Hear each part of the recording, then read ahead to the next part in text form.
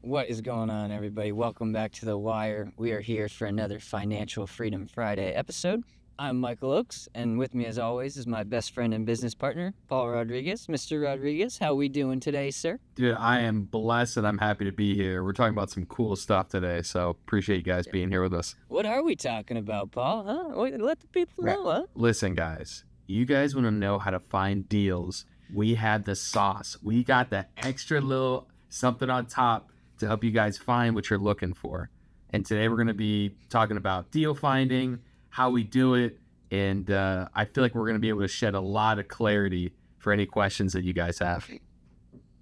Yeah, and obviously, finding deals in what we do is how most of us get paid. Obviously, there's some other ways to bring them in. We'll talk about that here in a little bit. But Paul, I'm gonna dive right into this, man. We really like to use what they taught in the Privy Masterclass. If you haven't watched it, please go watch that. It's on Jamil's channel. It's on Benson's channel. And if you don't know what Privy is, you need to find out.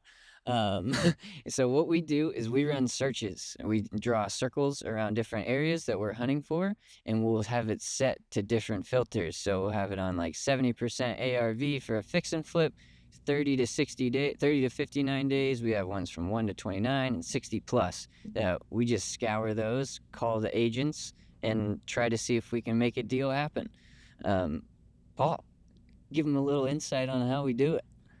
Yeah, so definitely once those searches have been completed, you can save them like Mike was saying.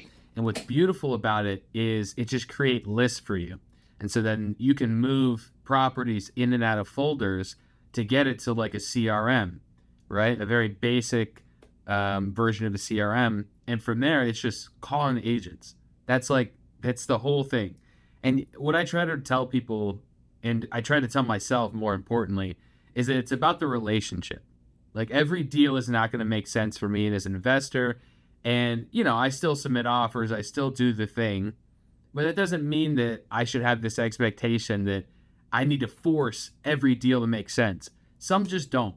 And I think that's something that John and Benson and Jamil really pounded into our heads. They tattooed it on our brains and said, you guys need to just comp these, do a quick little check, make sure that they make sense, and then you have the conversation. And it's all about building a relationship. The same agent, the same realtor, the same broker can bring you repeated business for years and years. And it's all about relationships. But when it comes to the technical stuff, Mike, what do you feel like is the best advice that you got during that Privy Masterclass? I know this is your baby. um, Honestly, is quick comp and sniff tests.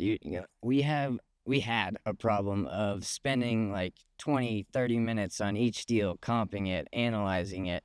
And then we found out that it was a waste of our time. Like the deal doesn't even make sense. There's no comps. There's no way to get to that price they're looking for.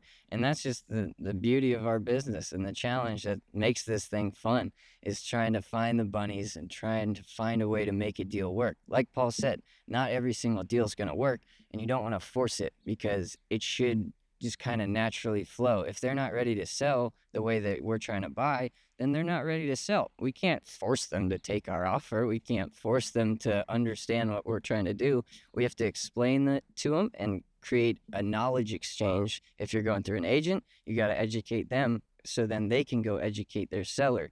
Or if you're talking directly to the seller, you can make that so much easier and not play telephone with an agent who's got to go explain what you just said to a different person. You can explain it to them right then and there and actually teach them how cool it is to do a subject to seller finance, or even taking what people call a low ball cash offer. We don't do that. We send offers for the current condition of what this house is right now. Like, it's not lowballing. It's making sure that we can make the deal work for us and resell it at the value that it's actually going to be, not this pipe dream. But there's a bunch of different ways to do it. For example, you have driving for dollars. That is probably the most, I guess, your opportunity cost, you could say. You have to go put your time in to go get those leads, knock on doors. Obviously, there's wholesaler connections, which we use a lot of, and Paul will go into that here in just a second. There's auctions, there's buyers or lists that you can buy, PPC, PPL, so many different ways to create leads and get new deals coming in. But Paul, our biggest one obviously is leveraging our network. So let the people know what do we do so well whenever it comes to these connections we make, because it obviously is all about the relationships for us. So what do you think? Best thing that you could do is go invest in Privy. It's like $100 a month. Invest in yourself, get the tool. You'll be able to get all these properties really easily. You call the agents, you have conversations, and they'll bring you business. That is like the key to this entire business. It's everything, right?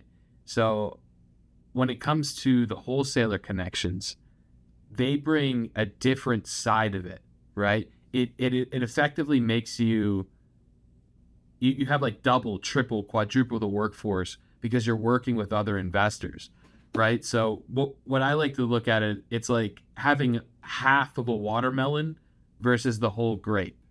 And that analogy is really interesting because you can build a book of business with a few investors, 3, 4 really, really solid investors, and you might not own the entire book of business, but it might be worth 20 times that it would have been if you did it on yourself, if you didn't have a network, if you didn't rely on people. So I think the best thing that we do to support this is reaching out and just being present, talking to people, interacting with them. Hey, Mike, I see you're doing deals in South Carolina. I'm really interested in the Charleston area. I'd like to maybe do some deals with you. Let's link up. Let's talk. Let's text, whatever it looks like. And that's what we do with every deal we get. I got a deal in Houston, Texas. I know somebody in Houston, Texas. I guarantee it. I call Lee Hoover. I call Edgar. I call Sub2 Drew. I call all these amazing people. I got something in Dallas. I know who to call. I got something in Oregon. I know who to call. And that's something that Mike and I have tried to reinforce into our business, is using our directory to our advantage, or using our connections, our network to our advantage. Exactly. And you save time in the end, like some people, they're just not built for acquisition, and they're really good at dispo.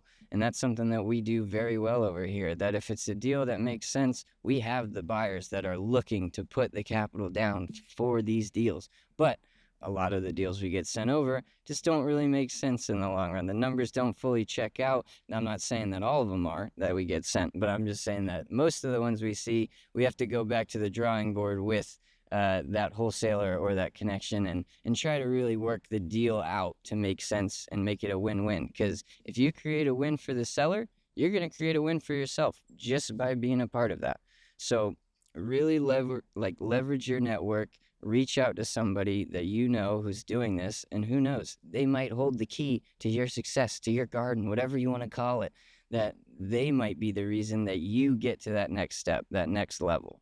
So yeah, just really try and get out there, get on social media, make posts, get with Benson and get a Privy account. It's because we're going to have our little link right down here. If you want to go click on it and get over and start using Privy, um, feel free.